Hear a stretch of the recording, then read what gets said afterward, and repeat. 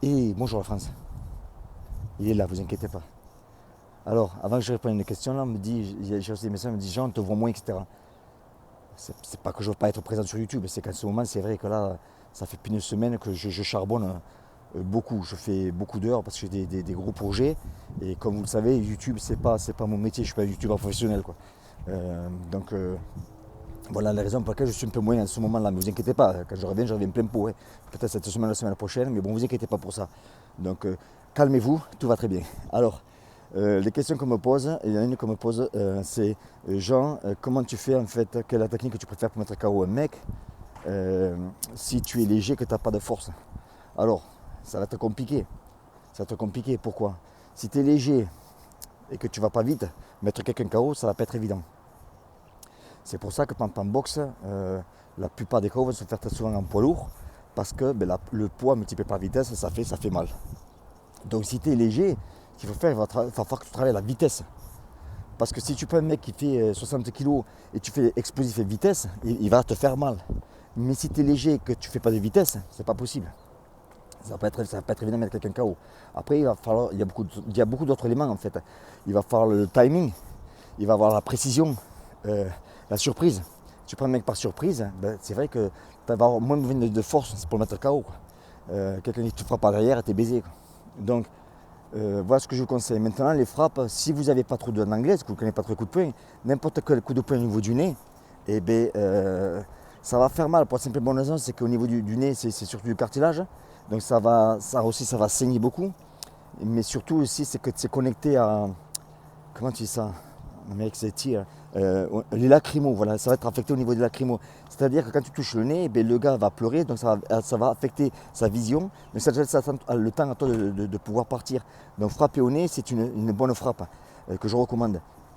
Le menton, bien sûr, le menton, ça peut le mettre KO. Aussi, le KO, je vais résumer vite fait là, parce que je peux passer des heures à parler sur ça. Le KO, en fait, c'est quoi? Ben, le KO, le cerveau qui est dans la boîte crânienne, il flotte dans un liquide. Et donc, ce qui se passe, c'est que quand vous prenez un coup de poing, au niveau du menton, que c'est par à gauche, à droite, ou devant, ou derrière, et bien, qu'est-ce qui se passe à l'impact? C'est parce que si je prends un coup de poing de face là, la tête part. Mais quand la tête part en arrière, le cerveau lui part en avant.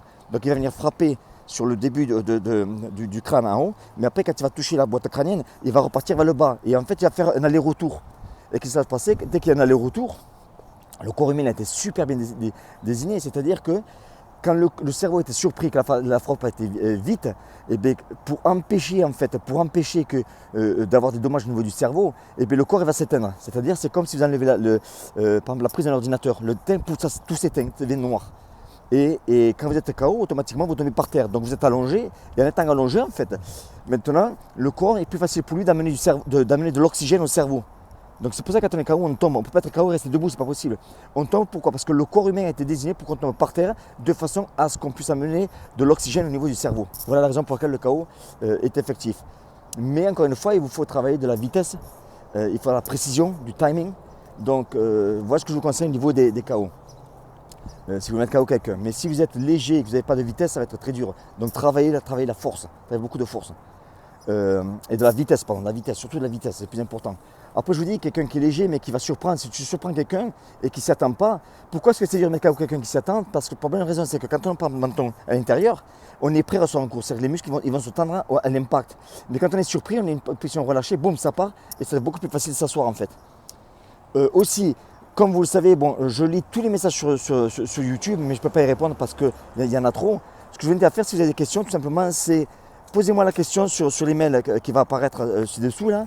Et comme ça, je lis les questions le matin et je les réponds. Parce que je ne peux répondre à des questions que quand je suis à mon chien le matin ou rarement quand je suis au club. Parce qu'après en journée, je suis trop plein. Rappelez-vous, je ne suis pas un youtubeur professionnel. Voilà, en tout cas, merci du support. Suivez-moi sur Instagram aussi. Instagram, Jean Carillo, 2R2L. Jean Carillo, bonjour la France. Suivez-moi, comme ça vous verrez un petit peu mes journées. Allez, je vous embrasse. Bonne journée. Ciao.